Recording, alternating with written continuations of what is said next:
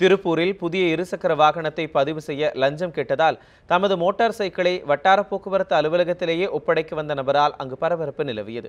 திருப்பூர் அங்கேரிபாளையம் பகுதியில் நாகராஜ் என்பவர் கண்ணாடி பிரேம் செய்யும் கடை நடத்தி கொண்டிருக்கிறார். இவர் கடந்த 30ஆம் தேதி அதே பகுதியில் உள்ள ஷோரூமில் புதிய இருசக்கர வாகனத்தை வாங்கியுள்ளார். புதிய வாகனத்தை பதிவு செய்ய வட்டார போக்குவரத்து அலுவலர்களுக்கு லஞ்சம் கொடுக்க வேண்டும் என விற்பனை பிரதிநிதிகள் கூடுதல் தொகையை கட்டுமாறு வற்புறுத்தியுள்ளனர்.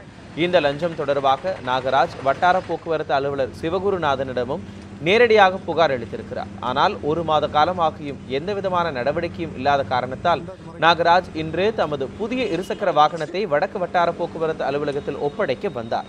ஆனால் வாகனத்தை இதுபோன்று பெற முடியாது என்றும் சம்பந்தப்பட்ட இருவரையும் நேரில் விசாரணைக்கு வருமாறும் திருப்பூர் வடக்கு வட்டார போக்குவரத்து அலுவலர் சம்மன் அளித்து திருப்பி அனுப்பினார். இந்த சம்பவத்தால் அப்பகுதியில் சிறிது நேரம் பரபரப்பு நிலவியது.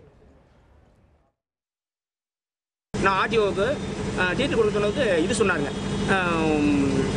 வண்டி கட்டணம், இந்த இன்வாய்ஸு, ரோட் டேக்ஸு, இன்சூரன்ஸு இதை சொல்லிட்டு மீதி 1791 ரூபா என்னன்னு கேட்கும்போது நான் ஆர்டிஓவுக்கு லஞ்சம் கொடுக்கணும், அப்போ தான் பதிவு முடியும், இல்லாட்டி பதிவு பண்ண முடியாது, நீங்கள் போங்க அப்படின்னா எனக்கு மன உளைச்சல்னால 25 நாளாக வீட்டில் வச்சிருந்த வண்டியை இப்போ ஆர்டிஓட்ட வந்து ஒப்படைக்கலாம்னு கொண்டு வந்துட்டேன். இது வந்து மோட்டார் வாகன சட்டப்படி நான் பதிவு பண்ண வண்டி ஓட்ட முடியாது, அதனால் ஆர்டிஓட்ட ஒப்படைக்கலாம்னு கொண்டு வந்தேன்.